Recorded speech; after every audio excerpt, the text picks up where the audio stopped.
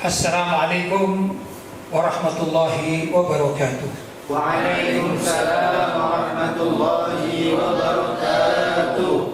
Alhamdulillah, wassalatu wassalamu ala rasulillah Sayyidina Muhammad ibn Abdillah wa ala alihi wa sahbihi wa man wala wa la hawla wa la quwwata illa billah, amma ba'd. Para pemirsa yang dirahmati oleh Allah dan juga para hadirin yang dimuliakan oleh Allah Subhanahu wa taala.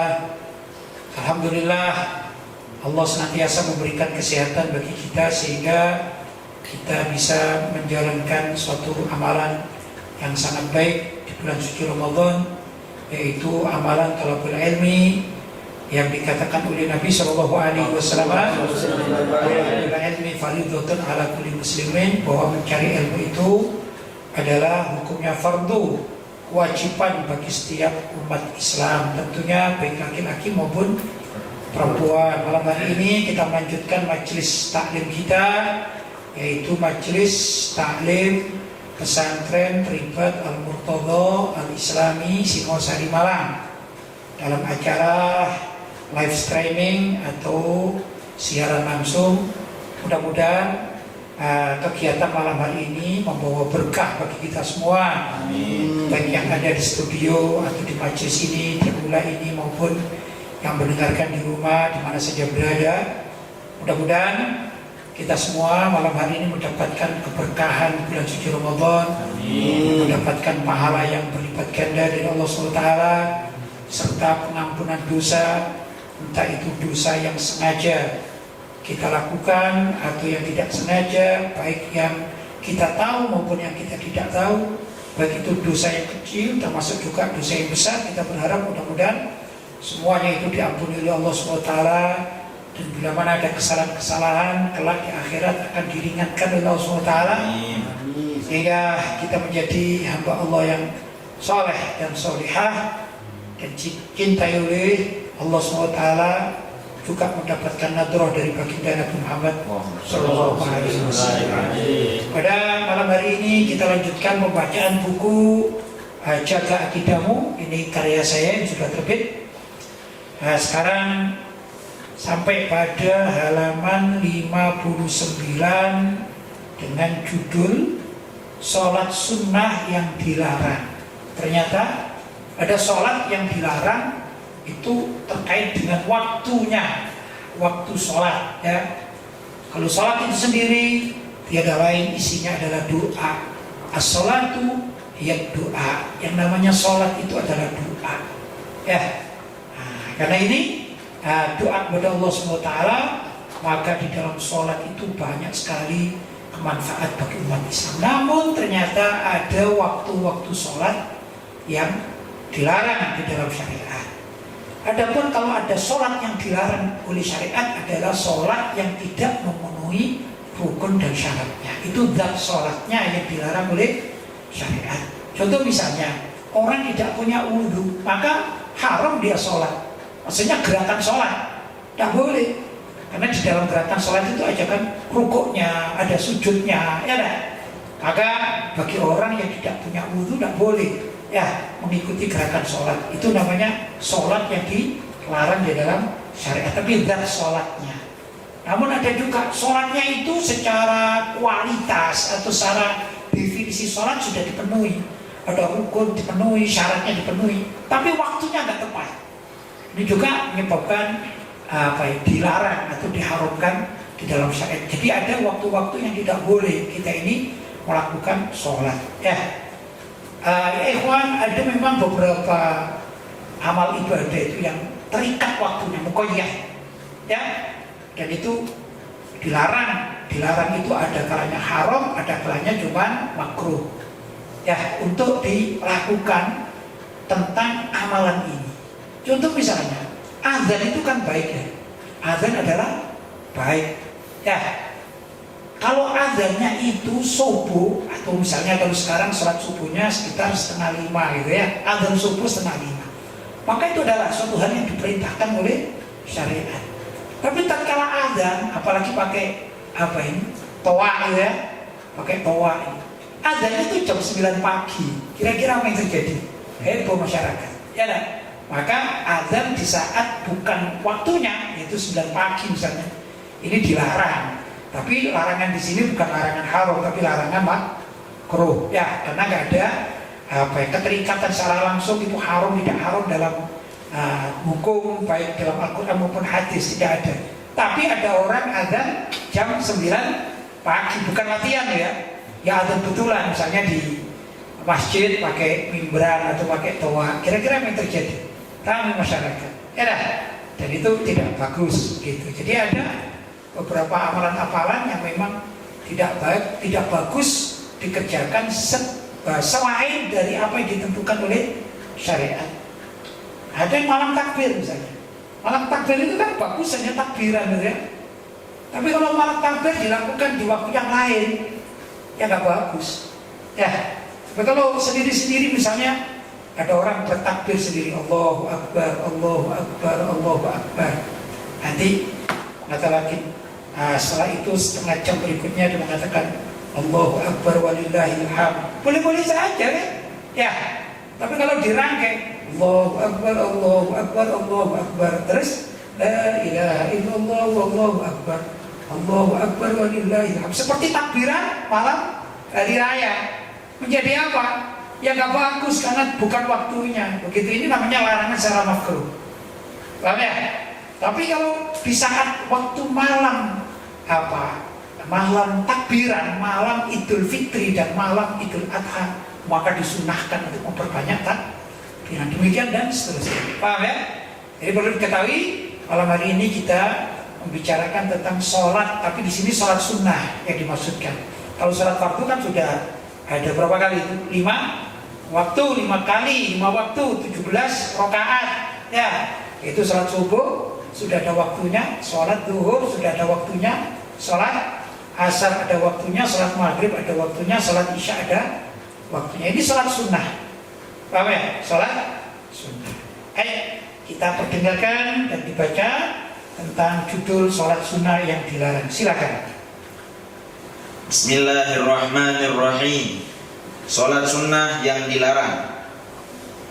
Dalam fikih mazhab Syafi'i diterangkan bahwa setelah sholat subuh dan asar adalah waktu yang seseorang dilarang melaksanakan sholat sunnah mutlak, termasuk sholat sunnah rawatib.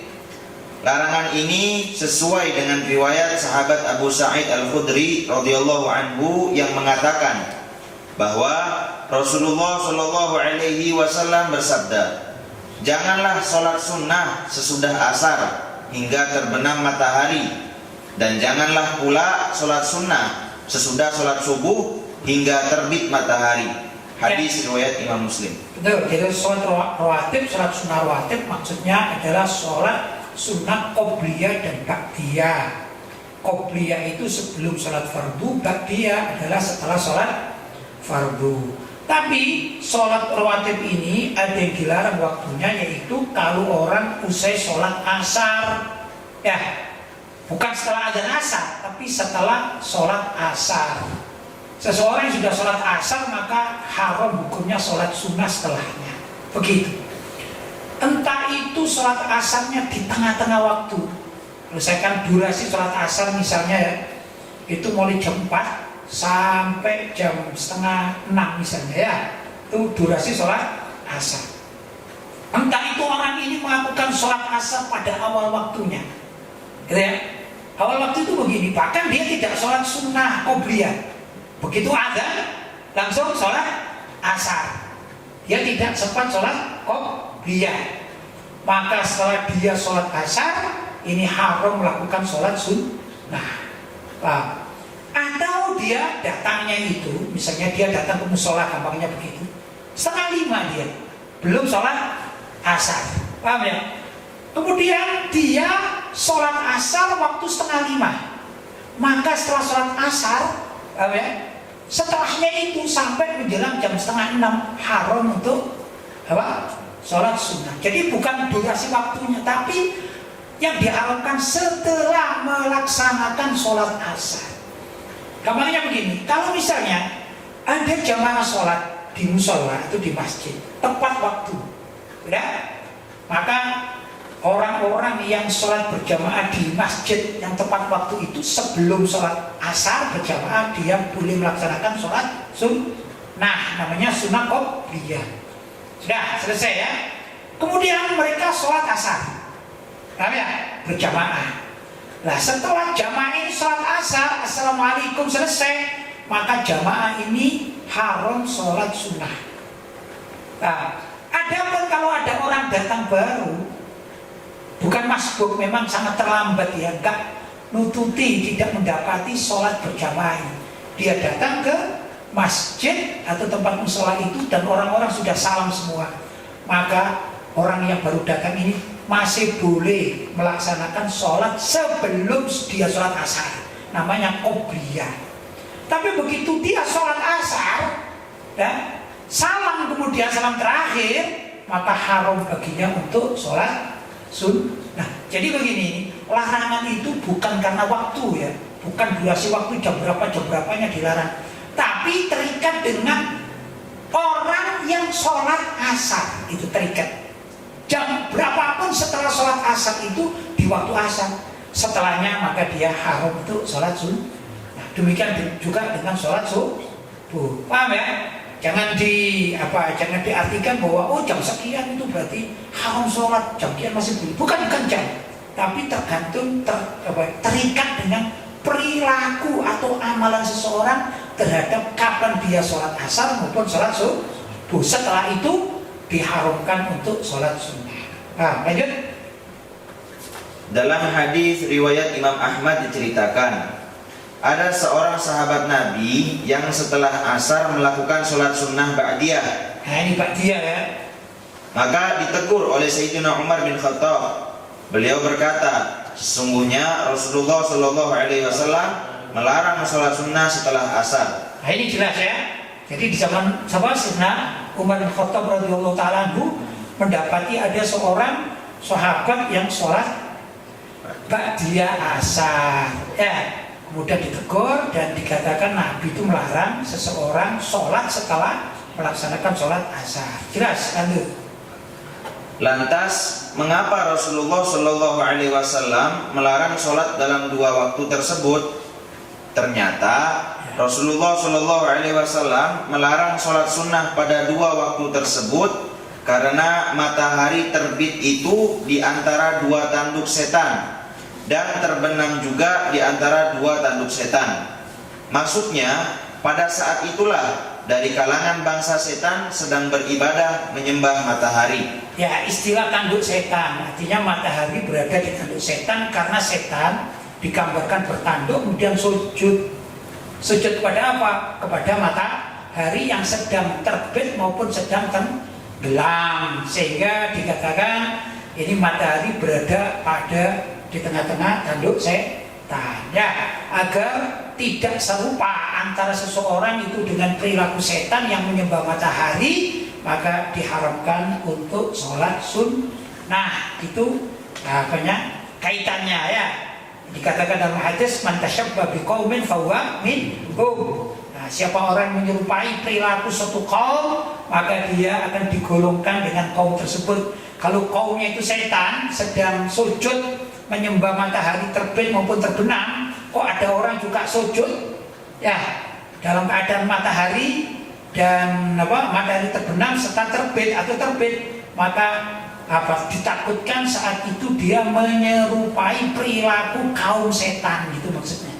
Maka itu dilarang. Jadi saking hati-hatinya Nabi Muhammad Shallallahu Alaihi Wasallam. Lanjut. Janganlah sholat sunnah ketika matahari terbit, dan janganlah sholat sunnah ketika matahari tenggelam, karena ketika matahari terbit dan tenggelam itu berada di atas tanduk setan. Sholatlah di antara itu semua, terserah kalian. Hadis riwayat Abu Ya'la dalam musnadnya juz 2 nomor 200 dan kitab Al-Bazar juz 1 nomor 293 dan 613. Ya, itu jelas ada nas dari Nabi Muhammad SAW ya. Di waktu-waktu itu, karena memang di waktu itulah yang dikatakan setan-setan itu sedang menyembah matahari. Lanjut. Dalam tradisi masyarakat Jawa, ada satu larangan bagi anak-anak agar tidak keluar dari pintu rumah dan berada di jalan-jalan, khususnya pada saat menjelang azan maghrib atau waktu syuruk, saat megah memerah.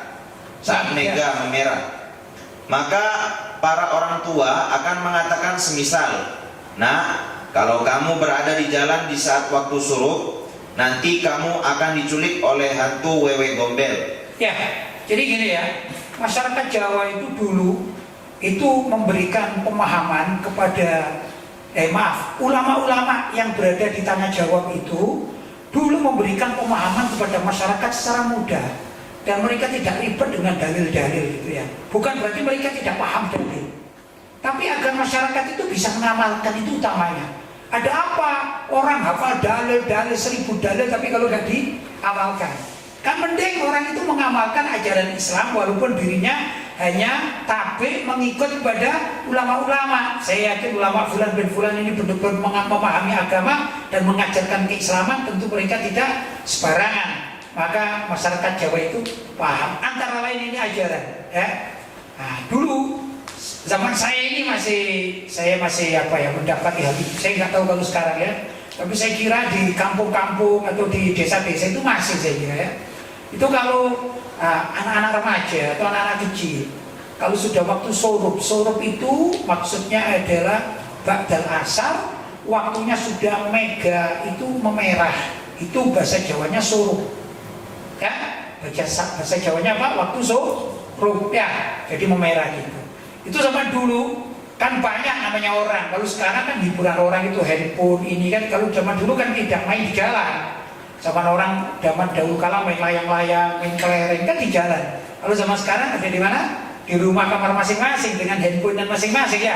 Kalau dulu enggak, ya berjalan manusia, orang-orang itu anak-anak kecil besar itu jalan, main-main, kejar-kejaran, peta umpat, begitu orang dulu. Ya, melihat itu orang tua kita, guru-guru kita itu mengajarkan, enak masuk rumah ya, ini sudah waktunya sorub, ini sudah mendekat maghrib. Mereka mengancam, ya itu ancaman bagus saja, bukan ancaman apa, yang menakut-nakuti bagus saja, itu metode dakwah mereka. Kalau kamu tetap di jalan-jalan itu, duduk-duduk, nongkrong-nongkrong, nanti kamu akan diculik wewe gombel. Apa wewe gombel itu?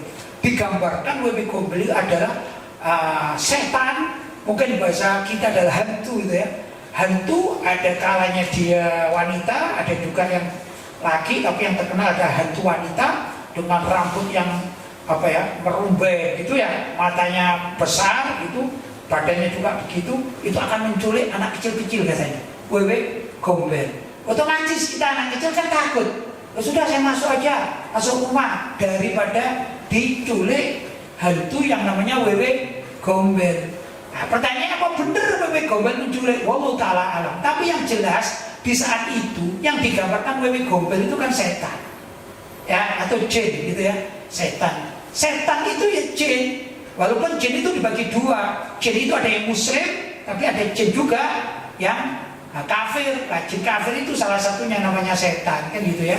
Nah, setan itu keturunan iblis, dan iblis dikatakan kana minal jinni fafasaqa an amri rabbi. Itu iblis yang menggoda Nabi Adam itu kana minal jinni, non dari bangsa jin gitu ya, yang semula taat kemudian fafasaqa an amri rabbi. Lantas jin yang namanya iblis itu fasik atau melanggar perintah Tuhannya, maksudnya adalah kafir. Jadi musuh Nabi Adam sekaligus menjadi musuh kita, kan begitu ya. Nah, demikian juga digambarkan wewe gombel dalam literatur Jawa itu adalah jin kafir yang suka menculik orang, begitu ya. Akhirnya kita ditakut-takuti, awas lo ya, kalau kalian berada di fiturkot itu di jalan-jalan, gak masuk ke rumah, maka kalian akan ditangkap atau diculik oleh wewe gombel, begitu ya. Dan itu makro juga. Kenapa? Dalam hadis yang lain diterangkan bahwa setan yang menyebab matahari mereka itu fiturkot di jalan-jalan. Jadi itu ya, mereka menyebab matahari baik itu menjelang maghrib maupun setelah badas subuh menjelang matahari terbit. Itu mereka jalan di turukot, di jalan-jalan itu dalam satu riwayat. Karena itu kita anak umat Islam tidak boleh. Maklum kalau subuh anak-anak ya seperti kita masih kecil tuh ya masih tidur kan gitu, jadi tidak dikhawatirkan. Tapi menjelang maghrib itu waktunya apa itu? Kan masih main yang layang-layang, masih main layang-layang ya, suka kelereng, masih main kelereng, zaman itu begitu. Demikian pun sekarang ini yang di jalan-jalan itu kan masih suka kan, banyak yang suka, yang ngamen, yang ini, yang nongkrong, itu jauh lebih banyak badal asar. Mungkin dikatakan kalau bulan apa ini Ramadan katanya ngabuburit gitu ya, menunggu apa azan maghrib ya, ngabuburit itu waktunya kan apa, menjelang maghrib, bukan batas subuh. Maka orang Jawa praktisnya bilang hati-hati lo ya, kalau kamu di jalan-jalan nongkrong di jalan-jalan menjelang maghrib nanti diculik wewe gombel, paham ya? Itu sebenarnya hadisnya dari sini, walaupun bukan makna bukan apa lafaz hadis, tapi maknawianya dari sini. Itu larangan dari syariat. Itulah bijaksananya ulama-ulama kita orang Jawa zaman dahulu kala. Ya, lanjut. Ajaran tradisi yang tampaknya hanyalah cerita fiktif tanpa menyebut dalil syariatnya ini ternyata menyimpan maknawiyah hadis nabawi, sebagaimana disebutkan bahwa matahari terbit dan terbenam itu berada di antara tanduk setan. Lanjut. Agar anak-anak tersebut selamat dari tasyabbuh atau menyerupai perilaku setan yang kerap menyembah matahari di saat terbit dan tenggelam, maka anak-anak pun ditakut-takuti dengan menggunakan bahasa yang paling mudah mereka pahami. Tujuannya agar tidak keluar dari rumah. Ini sesuai dengan hadis man tasyabbaha biqaumin fahuwa minhum. Barang siapa menyerupai suatu kaum, dalam bab ini adalah kaum setan, maka ia tergolong dari kalangan mereka. Nasihat para orang tua itu juga senada dengan riwayat sahabat Amr bin Abbas radhiyallahu anhu, bahwasannya Rasulullah Shallallahu Alaihi Wasallam telah bersabda, jika bayangan telah condong atau waktu zawal, maka kerjakanlah sholat. Itu berarti asar ya, waktu asar, awal asar ya. Terus karena sholat pada waktu itu disaksikan dan dihadiri oleh para malaikat. Ya, luar biasa. Ini namanya sebagian ulama mengatakan sholatul wusta. Nah itu sebagian ulama mengatakan ini adalah sholat asar. Dan ini yang sangat dianjurkan untuk ditegakkan ya. Sholat 5 waktu ya pasti wajib ditegakkan, tapi untuk sholatul wusta ya ini sangat ditekankan gitu. Hingga engkau mengerjakan sholat asar. Ya, dalam ayat Al-Quran dikatakan hafidhu ala sholawati was sholatil wusta. Ya, hafidhu ala sholawati was sholatil wusta wa qumu lillahi qanitin, kan gitu ya. Hendaklah kalian hafidhu menjaga ala sholawat terhadap sholat-sholat 5 waktu wa sholatil wusta, demikian juga utamanya sholat wusta, sholat yang tengah-tengah. Menurut pendapat terkuat sholat wusta di sini adalah sholat asar. Menurut pendapat terkuat, walaupun ada juga pendapat ulama mengatakan sholat wusta adalah sholat subuh, tapi yang terkuat adalah sholat asar, tengah-tengah. Jadi kalau tengah-tengah itu diibaratkan sholat subuh digabung dengan sholat zuhur, itu waktunya pagi namanya. Dan sholat maghrib digabung dengan sholat isya namanya sholat malam. Lah tengah-tengahnya asar, gitu ya. Lanjut. Setelah itu janganlah engkau sholat hingga matahari terbenam. Nah, setelah sholat wusta, maksudnya sholat asar, janganlah kalian sholat hingga matahari terbenam dengan sempurna. Maksudnya sudah waktu maghrib. Nah, karena matahari terbenam di antara 2 tanduk setan. Pada saat itu orang-orang kafir sujud kepadanya, kepada matahari. Nah, sebagian penyembah matahari di zaman itu, bahkan orang-orang Jepang pun dulu itu menyembah matahari. Ya, kapan mereka menyembah matahari? Tatkala matahari terbenam. Nah, kita anaknya umat Islam jangan serupa sama mereka. Padahal masalah ini main saja ya, main di luar itu dilarang kita. Ini saking apanya? Saking taatnya orang tua kita, ya nenek moyang kita, guru-guru kita, ulama kita, dan mau menyerupai. Sekarang kan enggak ini. Mereka kadang-kadang bangga dengan orang kafir. Ada kan kelompok yang bangga dengan orang kafir, KTP-nya Islam deh, tapi bangga serupa dengan perilaku orang kafir. Ya, orang kafir nyanyi-nyanyi, mereka ikut nyanyi-nyanyi, dalam artian nyanyi-nyanyi kidung-kidung keagamaan, mereka nyanyi-nyanyi kidung keagamaan seperti kidung-kidung gereja misalnya. Loh, coba ada lagi kan misalnya orang kafir, dalam bab ini orang Nasrani saya gampangkan lebih mudah karena banyak di medsos ya. Kalau waktu Natalan ya, mereka mengadakan misa, mereka mengadakan Natal dengan pakaian-pakaian pakaian ya khas orang-orang Nasrani misalnya. Sekarang banyak nggak orang Islam, bahkan tokoh Islam yang mengikutinya. Ya, mereka di antara mereka mengucapkan selamat Natal kepada saudara-saudara mereka sesama Nasrani, itu hak mereka. Tapi ada tidak orang Islam tiba-tiba mengucapkan selamat Natal? Kan ada. Jadi kalau nenek moyang kita itu melarang orang tasyabbuh, menyerupai suatu amalan yang dikhawatirkan bisa menyebabkan kekufuran, termasuk perilaku setan. Tapi zaman sekarang enggak, mereka dianjurkan bahkan diajak. Naudzubillah min dzalik. Kalau ulama-ulama kita terdahulu itu ya, terhadap setan dan yang semisalnya itu diajari untuk menjauh, bahkan membenci perilaku kekafiran. Zaman sekarang beda ya. Zaman sekarang ada sebagian orang, bahkan tokoh-tokoh Islam itu mengajak cinta kepada kekafiran. Padahal orang kafir ini adalah musuh Allah. Ya dah. Naudzubillah min dzalik. Lanjut. Sedangkan untuk waktu ba'da subuh tidak terdengar ada nasihat dari para orang tua kepada anak-anaknya agar tidak keluar dari rumah. Karena umumnya pada saat itu semua anggota keluarga masih berada di rumahnya hingga menunggu disediakan sarapan pagi. Dan umumnya masyarakat Jawa mengadakan sarapan itu sekitar pukul 16 atau 6.30, yaitu sudah masuk waktu isyraq atau matahari terbit secara sempurna. Ya, umumnya sarapan itu 6:30, itu kan umumnya. Nah, itu sudah waktunya isyraq. Jadi kemudian mereka yang sekolah berangkat sekolah, sudah tidak menyerupai setan-setan dalam menyembah matahari, begitu ya, karena mataharinya sudah terbit secara sempurna. Itu cara ulama-ulama salaf kita, khususnya di Jawa ini khususnya ya, mengajari anak-anaknya dan keluarganya agar tidak menyerupai kekafiran. Sekarang pertanyaan kita bagaimana ya? Kita ikut ajaran ulama-ulama salaf kita, sesepuh-sesepuh kita, ulama-ulama di Jawa atau di Indonesia ini, atau mengikuti orang-orang yang sekarang yang suka nyerempet-nyerempet kekafiran itu ya, mulai dari perilakunya, ucapannya, pakaiannya, kan ada itu ya, menyerupai kekafiran. Kira-kira kita ikut mana yang paling selamat? Pasti orang-orang yang baik akan mengikuti atau meniru orang-orang ulama-ulama sepuh terdahulu ya, yang tidak didengar sama sekali ulama-ulama kiai-kiai kita. Jangankan yang sekarang zamannya, jangankan yang dahulu kala seperti zamannya Pangeran Diponegoro itu terlalu jauh ya, atau Wali Songo terlalu jauh ya. Zamannya Kiai Haji Hasyim Asy'ari saja tidak ada satupun ulama, Nahdlatul Ulama khususnya atau NU yang mengucapkan selamat Natal kepada orang Nasrani. Tidak ada sama sekali. Kalau ada, saya ingin tahu di mana itu ada kitab yang betul-betul valid, muktamad. Tidak ada ini.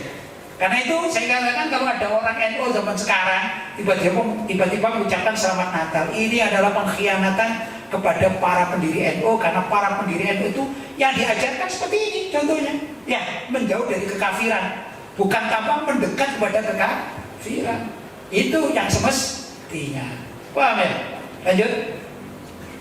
Sudah selesai? Oke, kalau sudah selesai kita lanjutkan sesi tanya jawab.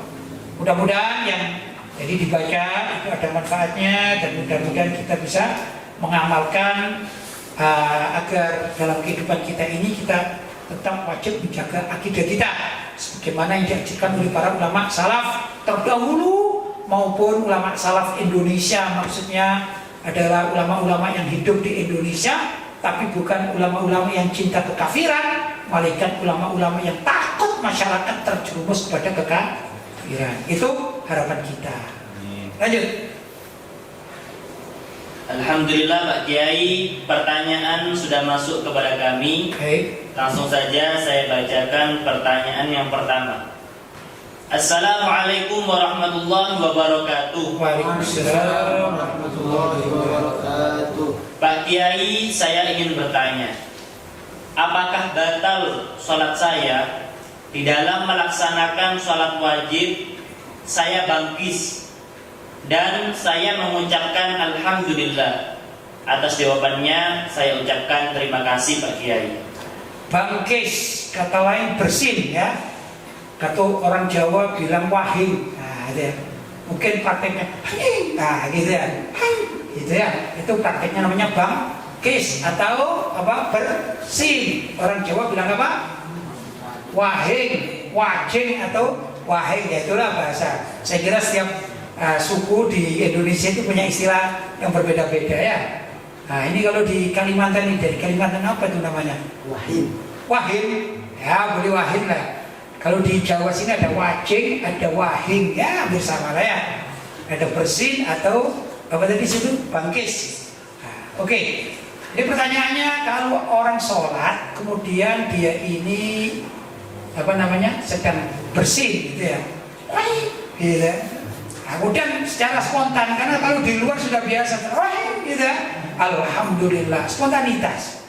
Pertanyaannya, gimana kalau ada orang bersin di dalam sholat, kemudian otomatis dia ini spontanitas mengucapkan alhamdulillah, gimana?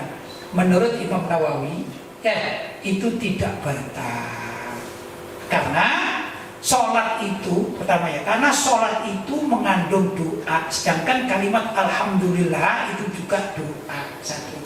Yang kedua, namanya bersin itu yang asli loh ya, itu tidak bisa dicegah.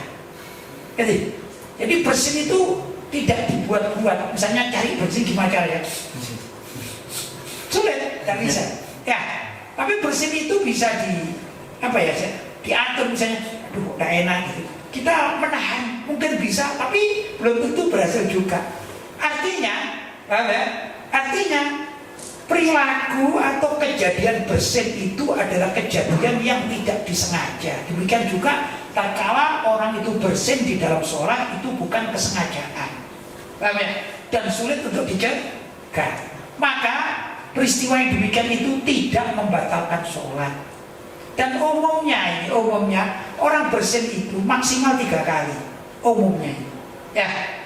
Nah, kalau bersin itu masih sekali, maka dia adalah mengucapkan alhamdulillah. Kemudian yang mendengar mengucapkan apa? Yarhamukallah. Ya lah. Kemudian bersin lagi. Sunahnya apa? Mengucapkan alhamdulillah, gitu ya. Kemudian yang dengarkan bilang apa? Yarhamukallah. Ya.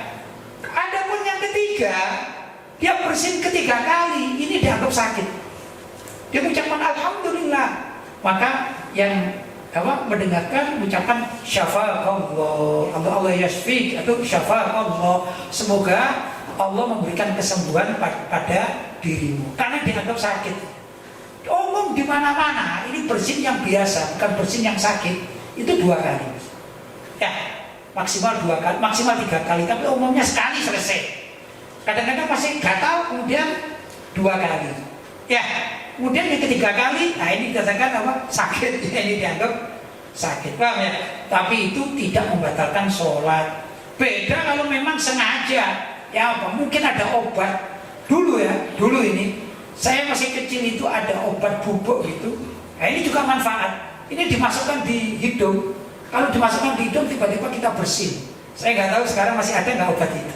Ini fungsinya. Kalau ada anak, ini permainan zaman dahulu kala ini ya, itu suka mainan biji jagung. Kadang-kadang dimasukkan. Jadi ya, dimasukkan. Nah, agar praktis, kata orang tuanya, ini biar bisa keluar, maka dimasukkanlah itu bubuk bersin itu dimasukkan di sebelahnya sama orang tuanya, kemudian ditutup satu, misalnya jagungnya di sini. Kalau dulu juga ada kelereng kecil, kelereng mini, itu juga kadang dimasukkan gini ya. Itu sulit itu. Maka salah satu caranya adalah dikasih bubuk bersin. Paham ya? Nah, setelah bubuk bersin itu mulai dia akan bersin, ditutup satu. Nah, begitu, gitu, ini keluar. Itu obat. Paham ya?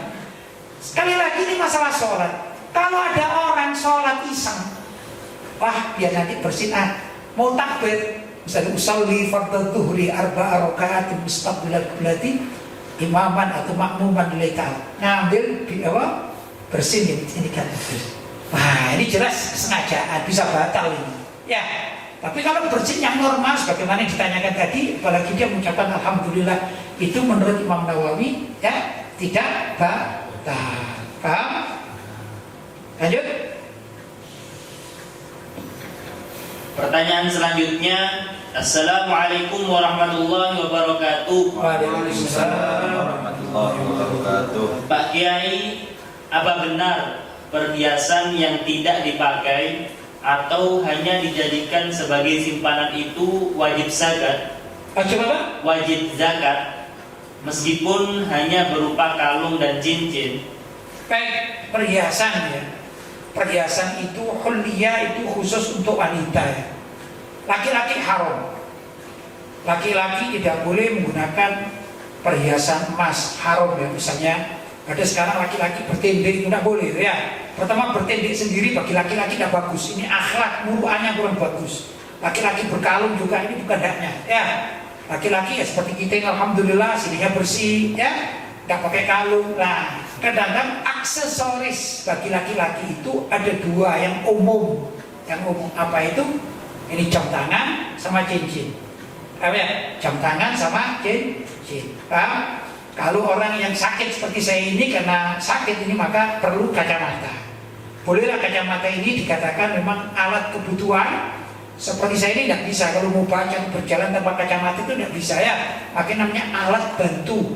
Paham? Ini kebutuhan. Tapi ada juga orang yang menggunakan kacamata sebagai aksesoris untuk tambah tampan. Dia biasa-biasa saja ya, untuk tambah necis dan segala macam. Dan kacanya tidak ada minnya. Kalau saya ada minnya, min 2 kalau nggak salah ya. Kalau ini namanya pengobatan, paham? Itu beda juga. Kalau kembali lagi, kalau misalnya laki-laki dulu, ada orang laki-laki mempunyai jam emas, maksudnya embarnya ini terbuat dari emas, haram dipakai, dosa, tidak boleh, paham? Tapi kalau bukan emas maka boleh, ya perak masih boleh, tapi kalau emas haram.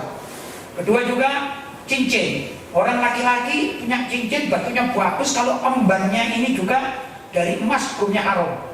Paham ya? Hukumnya haram. Kalau dari apa? Jadi emas perak atau yang lain masih boleh. Paham ya? Kata sunnah. Bercincin ini sunnah. Tapi ya memang cincin itu hobi ya. Saya kebetulan tidak begitu hobi. Saya kan begitu hobi aja ya. Tapi itu sebenarnya sunnah. Karena Nabi Muhammad SAW juga bercincin. Kalau saya tanya kenapa tidak pakai cincin? Ini alergi saya. Kalau cincin mau merah jadi nggak suka. Sama dengan pakai jam tangan itu saya alergi kalau saya pribadi ya, enggak menyalahkan orang yang pakai apa jam tangan begitu ya itu. Nah kalau wanita bagaimana? Kalau wanita yang namanya aksesoris wanita itu pertama apa ini anting. Nah ini dianjurkan memang untuk pakai emas. Kemudian apa ini kalung ya. Kalau ini namanya apa ini namanya saya anting ya, kalau ini namanya kalung sama liontin ya. Liontin itu bandolnya itu ya, liontinnya itu terdiri dari biasanya batu-batuan tapi embarnya dari emas. Bang, itu memang perhiasan wanita. Kemudian juga gelang emas. Beda ya antara jam tangan dengan gelang kan beda. Laki-laki jangan bergelang. Kalau saya ketemu laki-laki bergelang tak panggil Mbak Yu gitu. Jangan bergelang, tak bagus. Itu adalah aksesoris wanita. Kalau laki-laki mau berhias, pakailah jam tangan, itu aksesoris pria. Paham? Sekalian aja kalau beli jam tangan yang mahal sekalian. Misalnya kalau punya uang 1 triliun barangkali. Ya. Nah, itu tapi asalkan bukan emas masih boleh hukumnya. Paham?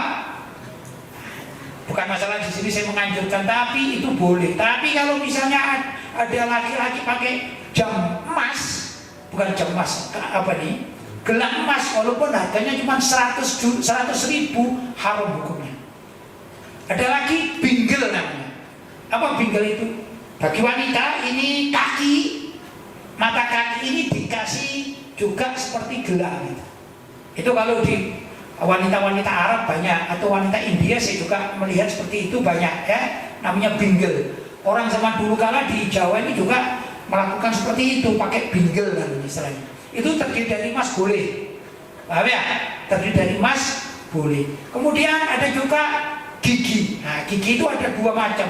Kalau ada orang menggunakan gigi emas, dilihat dulu masalahnya. Ada sebagian kelompok atau kaum itu memasang gigi emas. Giginya itu sehat, tapi dilepas kemudian diganti gigi emas. Biar apa? Biar trendy, harum ini. Ya, kalau laki-laki harum, kalau perempuan ya masih maklum itu aksesoris wanita ya. Tapi kalau laki-laki niatnya pakai perhiasan, nggak boleh. Paham? Itu. Terus apalagi aksesoris wanita tadi? Ya itu ya. Tapi kalau misalnya gigi ini ada dokter, jadi dokter yang betul-betul tamat, valid, terpercaya, mudah mengatakan gigimu itu bahaya kalau nggak diganti. Misalnya ini dan itu. Kemudian ada satu-satunya bahan di suatu tempat hanya ada emas, maka boleh menggunakan gigi emas karena darurat. Paham ya? Karena darurat. Paham? Nah, karena gigi itu bukan aksesoris, tapi ada sebagian kelompok kaum menjadikan gigi itu aksesoris ketampanan atau kecantikan, begitu dan seterusnya. Jadi dikatakan dalam hukum fiqh itu ada hukum urfan. Urfan itu tergantung dari kesepakatan masyarakat daerah itu. Urfan itu yang jelas apa? Yang masyhur di kalangan masyarakat setempat. Paham? Nah, itu urfan ya. Nah, kembali lagi pertanyaannya, gimana kalau emas, perhiasan dan segala macam itu niatnya bukan untuk dipakai? Ini wanita. Kita bicara wanita. Tidak dipakai untuk apa? Untuk simpanan kekayaan. Tatkala diniati untuk simpanan kekayaan, maka wajib dizakati. Tapi tatkala itu bukan simpanan kekayaan, tapi untuk perhiasan, walaupun perhiasan itu modern, saya nggak tahu ya. Misalnya ini, zaman sekarang kan orang wanita pakai jilbab ya, dan jilbab itu ada apa ini, seperti cemiti itu ya, atau aksesoris, atau ada ikatannya. Ikatannya dari emas pun kalau wanita yang pakai nggak masalah dan tidak wajib dizakati. Nah, tapi tatkala emas itu berupa apa saja, berupa batangan atau berupa cincin atau apa saja milik seorang wanita, disimpan untuk kekayaan, dinilai, oh itu berapa gram, berarti kekayaan itu sudah 100 juta dari emas ini, misalnya dari apa ya, dari gelang ya ada 100 juta, sedangkan dari cincin ini 50 juta, saya punya cincin sekian, sudah dihitung kekayaan jadi 150 juta. Dari anting-anting yang ini dulu dari suamiku, terus kemudian diberi orang tua, dari hadiah saya beli sendiri menjadi 300 juta misalnya, dari dan lain sebagainya. Dia niat untuk disimpan sebagai kekayaan, maka wajib dizakati. Nah, begitu ya. Itu cara apa? Cara mengklasifikasi bagaimana sih memperlakukan emas. Kalau itu diniati sebagai apa?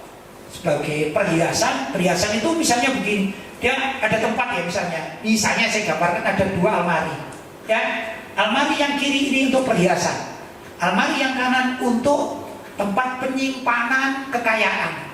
Nah, maka tatkala yang ada di almari yang kiri itu misalnya ada 10 cincin punya wanita, 10 cincin dipergunakan bergantian misalnya ya, setiap kondangan ganti cincin.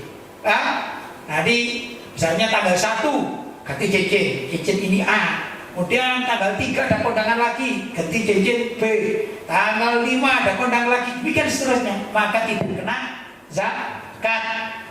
Tidak kena zakat karena diniati sebagai apa? Perhiasan, kuliah, ya tidak kena zakat. Sedangkan yang di sini sama, ini sudah dipotong belum masuk, ini mau tak jual kapan-kapan kan ini perhiasanku. Begitu dia kerja daripada habis uangku, tak belikan aja cincin emas, tak belikan ini, tapi disimpan untuk kekayaan dia itu kayak tadi itu. Wah sekarang alhamdulillah aku sudah punya kekayaan sebanyak 500 juta nilainya. Terbuat dari apa? Terbuat dari perhiasan, maka ini wajib dizakati.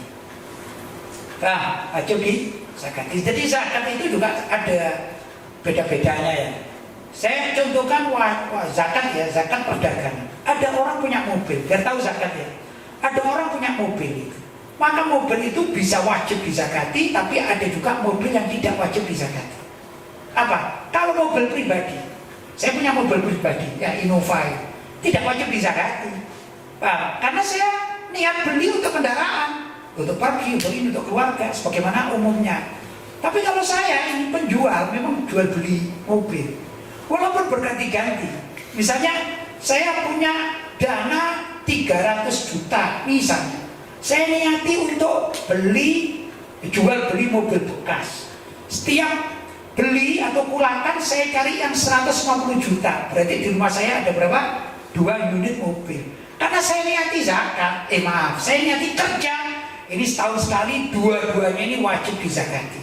Saya pakai dengan keluarga, tapi dengan catatan gini, kalau ada yang nawar saya kasih. Itu berarti niat jual beli, niat berdagang dengan mobil. Maka barang dagangan wajib dizakati. Beda kalau saya sekarang, saya pribadi ini punya mobil, ya. Pertama, mobil saya yang secara pribadi itu Innova Reborn, ya, tidak wajib dizakati. Yang kedua, saya punya mobil untuk pesantren L300 yang kita pakai pengajian kemana-mana itu, ya, L300. Walaupun saya punya 2 mobil, tidak pernah saya niat untuk jual beli mobil, ya, maka tidak wajib dizakati. Andaikan suatu saat salah satu dari 2 mobil, baik Reborn Innova Reborn itu maupun L300, ada gangguan-gangguan yang saya sudah tidak suka, ya, sudah saya jual aja, mau ganti. Itu bukan dagangan, bukan dihitung dagang, karena memang rusak, mau diganti aja, mau tukar lah gitu, ya. Beda kalau dagangan kan beda, saya harus cari untung. Nah, umumnya orang seperti saya ini, umumnya yang mempunyai mobil pribadi kalau jualan rugi, umumnya, karena nggak ada niatan jual beli. Misalnya sebut saya ini belinya second aja, anggap ya, saya second belinya 200 juta misalnya. Karena sudah, wah ini boda ini, sering mogok, sering macet dan segala macam, dijual aja, ditawar sama orang, berapa ini? 175, ya sudah ambil saja, saya mau ganti yang lain. Itu umumnya orang yang bukan penjual atau bukan jual beli. Beda kalau orang itu jual beli, beda. Orang jual beli itu sifatnya, kalau misalnya saya beli mobil second seharga 150 juta, maka saya tidak mungkin menjual lebih turun dari itu. Pasti saya akan cari untung. Berapa keuntungannya? Misalnya saya ngambil 10 juta, menjadi berapa? 160 juta. Ya, itu sifat orang yang ahli jual beli. Nah, yang ahli jual beli inilah dagangan walaupun berupa mobil maka dikenakan zakat. Beda dengan saya tadi, ya. Suatu saat saya ini punya, sebut saja mobil Innova Reborn saya, ya. Dulu saya ngambil baru itu, saya lupa ya, mungkin perkiraan sekitar 300 lah waktu itu, sekitar 300. Kemudian saya mengganggu ini, misalnya ini mengganggu, suka rusak, suka ini. Udah, saya bilang saya jual aja, pusing saya dengan mobil saya ini. Tiba-tiba ada muhibbin misalnya kepingin, saya kepingin niat barokah, itu kan guru saya. Akhirnya dibeli 400. Boleh nggak? Boleh. Apakah saya wajib zakat? Tidak. Kenapa? Saya tidak niat jual beli, tapi waktu saya jual kok ada orang yang senang dengan mobil saya, ya, kepingin umumnya tabarukan, saya senang sama beliau ini, ada saya anggap guru saya, itu boleh, dan bukan namanya jual beli. Beda, ya. Tapi kalau jual beli pasti cari untung. Tapi kalau pemilik yang bukan jual beli, kadang untung kadang rugi, tergantung dari kejadian waktu dijual. Dan yang jelas orang biasanya yang pemilik langsung, yang pemakai bukan jual beli itu, ya, menjual barangnya itu karena darurat biasanya. Darurat entah karena rusak, darurat entah karena perlu uang, mungkin keluarganya ada yang sakit, keluarganya butuh yang ini, atau memerlukan, wah saya ini mau bangun sebelah sana ini kan pesantren nih, sementara waktu udah pakai mobil dulu, saya jual mobil saya untuk bangun ngecor yang sana, itu karena darurat, dianggap darurat. Beda lagi, ya. Ingat, ya, kita kalau masalah zakat itu tentang mobil, contohnya adalah yang niat jual beli, sama dengan tadi itu, ya. Kalau perhiasan itu diniati sebagai barang simpanan maka wajib bayar zakat. Itu sama dengan orang jual beli mobil. Sedangkan kalau dipergunakan sebagai barang hiasan atau perhiasan wanita, maka tidak wajib bayar zakat seperti orang punya mobil pribadi. Bahkan mobil pribadinya itu seharga 1 miliar misalnya, bahkan 2 miliar, ya. Lamborghini itu berapa itu, ya, tidak wajib dizakati. Ya. Karena apa? Niat memiliki sendiri. Paham? Itu rincian tentang zakat. Paham? Masih ada lagi? Alhamdulillah sudah selesai, mudah-mudahan ada manfaatnya dan mudah-mudahan kita bisa menerapkan dalam kehidupan kita sehari-hari. Barangkali ada kesalahan ucap dari saya, mohon maaf yang sebesar-besarnya. Ada ma'afulu lakum wal afu minkum. Wassalamualaikum warahmatullahi wabarakatuh. Waalaikumsalam warahmatullahi wabarakatuh.